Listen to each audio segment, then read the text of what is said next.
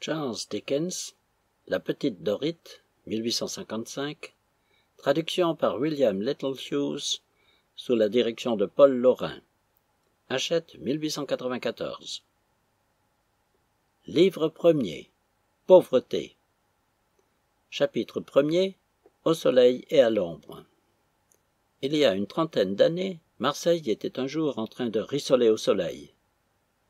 Dans le midi de la France, un soleil flamboyant par un jour caniculaire du mois d'août n'était pas alors un phénomène plus rare qu'il ne l'a été avant ou depuis, à pareille époque. Tout ce qui existait à Marseille ou aux environs de Marseille avait été ébloui par le ciel embrasé, et l'avait ébloui à son tour, tant et si bien que cette manie de s'éblouir réciproquement était devenue universelle. Les voyageurs étaient éblouis par l'éclat des maisons blanches, des murs blancs, des rues blanches, par l'éclat des routes arides et des collines dont la verdure avait été brûlée. Les vignes étaient la seule chose dont l'éclat ne fût pas tout à fait insupportable. Penchées sous le poids du raisin, elles daignaient parfois cligner de l'œil, afin de ne pas vous causer un éblouissement continu, lorsque la chaude atmosphère agitait presque imperceptiblement leur feuillage languissant. Il n'y avait pas assez de vent pour former une seule ride, soit sur l'eau fétide du port, soit sur la mer imposante qu'on apercevait au-delà. La ligne de démarcation entre les deux couleurs, bleu et noir, indiquait la limite que l'océan immaculé ne voulait pas dépasser. Mais l'océan demeurait aussi immobile que l'abominable marais auquel il ne mêlait jamais ses flots. Des canaux que ne protégeait aucune tente étaient trop brûlants pour qu'on pût les toucher. La chaleur faisait des cloches sur la peinture des vaisseaux amarrés dans le port. Depuis des mois entiers, les dalles des quais ne s'étaient refroidies ni le jour ni la nuit.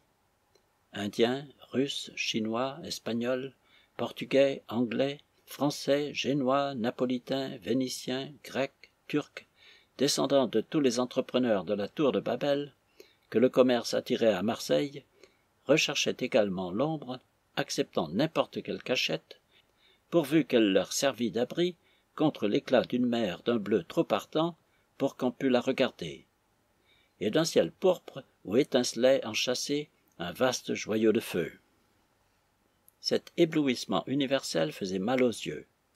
Vers la ligne lointaine des côtes d'Italie, cet éclat, il est vrai, se trouvait tempéré par de légers nuages de brouillard que formait lentement l'évaporation de la mer. Mais il ne s'adoucissait nulle part ailleurs. Au loin, les routes embrasées sous une épaisse couche de poussière vous éblouissaient du fond des vallées, du versant des collines, de chaque point de la plaine interminable.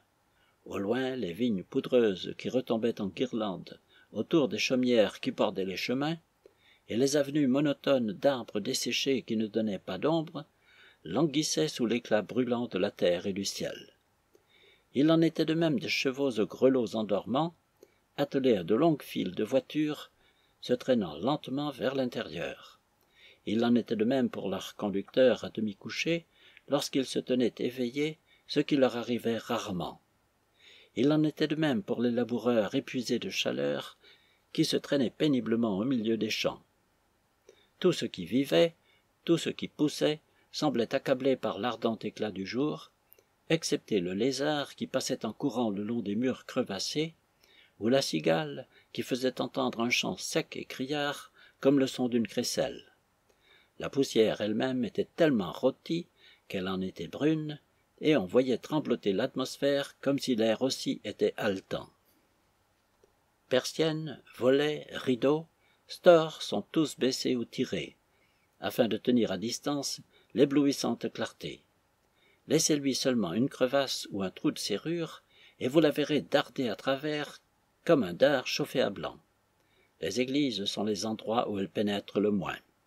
Si vous sortez du crépuscule formé par les colonnes et les arcades, parsemées comme dans une scène fantastique de lampes clignotantes, peuplées aussi comme un rêve de vilaines ombres de vieillards qui sommeillent, crachent et mendient pieusement, vous vous plongez dans une rivière de feu, et il ne vous reste plus qu'à sauver vos jours en gagnant à la nage l'ombre la plus voisine.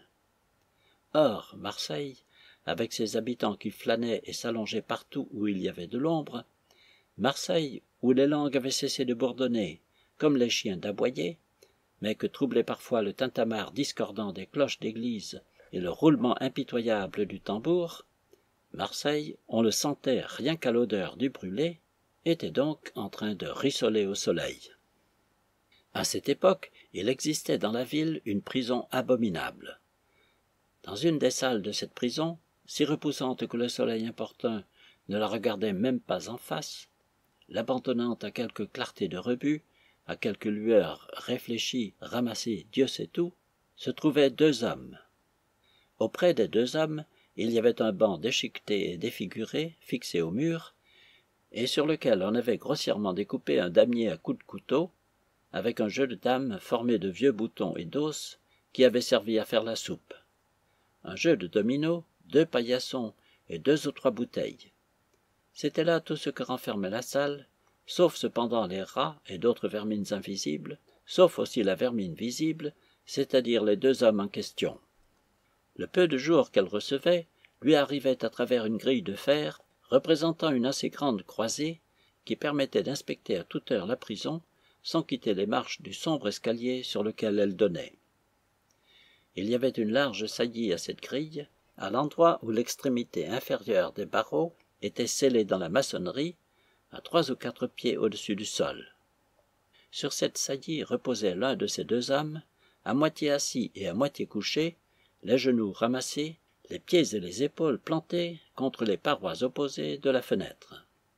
Il y avait assez d'espace entre les barreaux pour lui permettre d'y passer les bras jusqu'au coude, et il se retenait négligemment à la grille pour plus de commodité.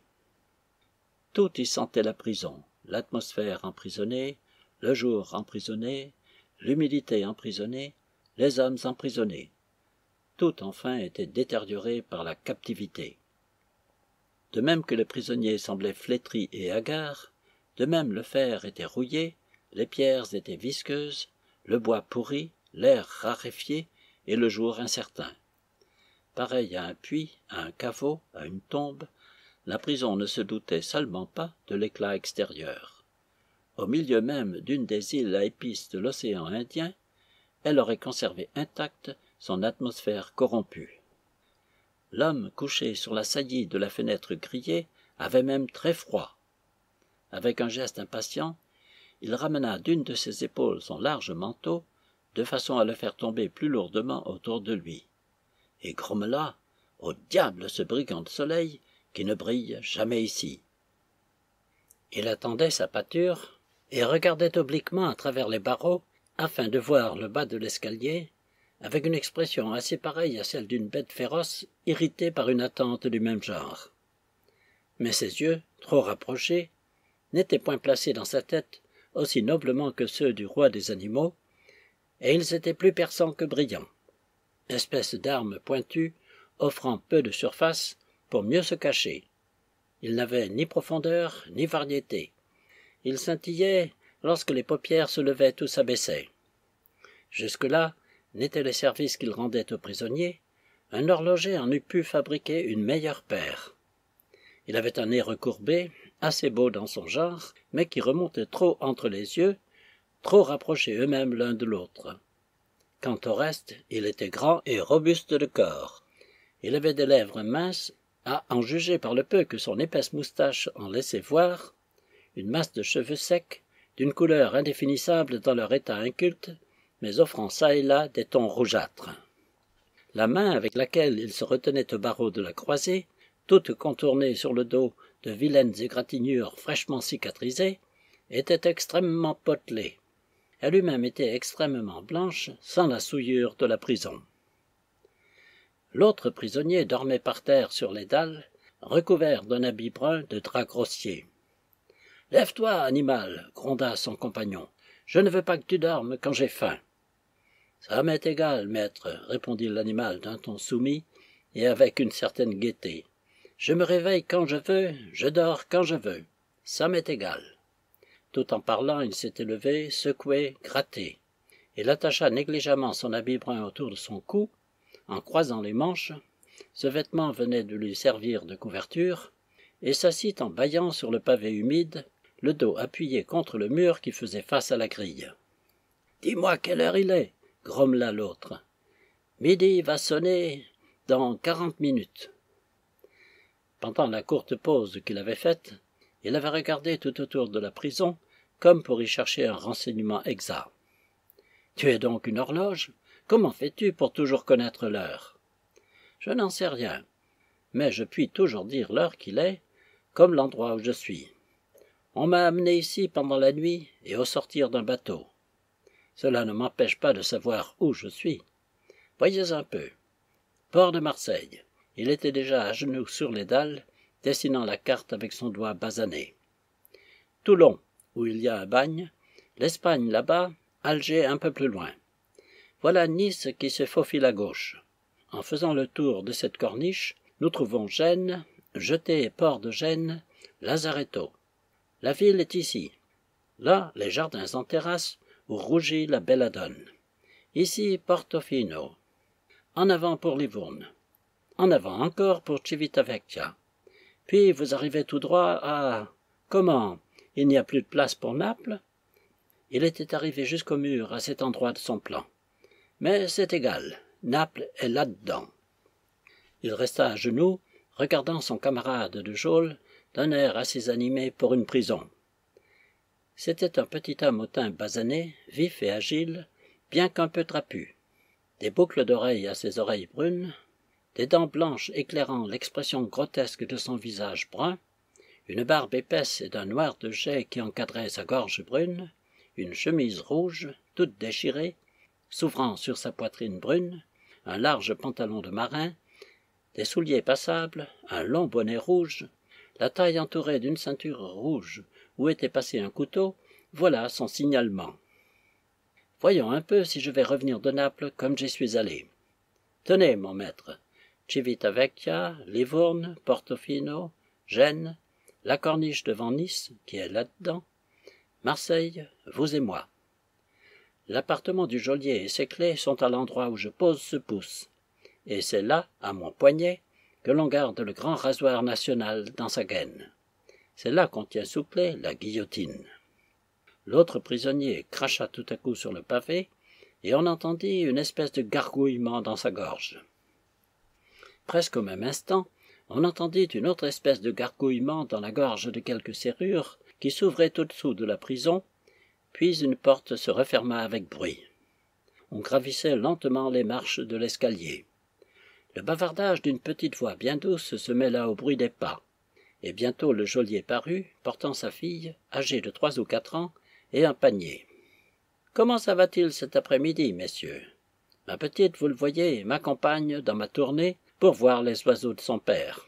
Fi donc, il ne faut pas avoir peur. Regarde les oiseaux, ma belle, regarde les oiseaux. » Il regarda lui-même fort attentivement les oiseaux confiés à sa garde, tandis qu'il soulevait l'enfant jusqu'à la grille, surtout le plus petit de 2 moineaux, dont l'activité paraissait exciter sa méfiance. « Je vous apporte votre pain, signor Jean-Baptiste, » dit-il. Ils s'exprimaient tous en français, quoique le petit prisonnier fût en italien. « Et si j'osais vous conseiller de ne plus jouer... »« Vous ne conseillez pas au maître de ne plus jouer, » répliqua Jean-Baptiste, montrant ses dents en souriant. « Oh, c'est que le maître gagne, » répondit le geôlier avec un rapide coup d'œil, qui n'annonçait pas une grande sympathie pour l'individu en question, tandis que vous perdez. C'est bien différent. Ça ne vous rapporte que du pain noir et une boisson amère, tandis que ça rapporte au maître du saucisson de Lyon, du veau à la gelée, et une gelée succulente encore, du pain blanc, du fromage d'Italie et du bon vin. Regarde les oiseaux, ma belle. »« Pauvres oiseaux, » dit l'enfant. Le joli petit visage, touché d'une divine compassion, tandis qu'il jetait un regard craintif à travers la grille, ressemblait à celui d'un ange qui serait venu visiter la prison. Jean-Baptiste se leva et s'approcha de l'enfant, comme s'il se fût senti attiré vers elle. L'autre oiseau ne changea point de position, si ce n'est pour lancer un coup d'œil impatient du côté du panier. « Attendez, » dit le geôlier, posant la petite fille sur la saillie extérieure de la grille. « C'est elle qui va donner à manger aux oiseaux. »